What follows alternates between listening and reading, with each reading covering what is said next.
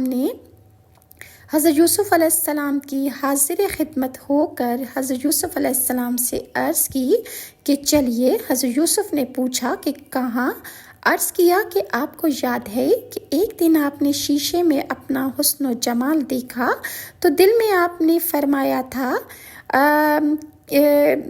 آپ نے ارشاد فرمایا، ہاں میں نے دل میں یہ بات کہی تھی کہ اگر میں غلام ہوتا تو کوئی بھی میری قیمت ادا نہ کر پاتا۔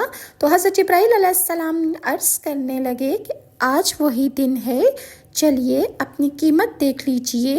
جب آپ ڈول میں بیٹھ کر باہر آئے تو مامل خادم پکار اٹھا، اے بشرا، اے بشرا، یہ تو وہی غلام ہے جسے ہم 50 سال سے تلاش کر رہے ہیں۔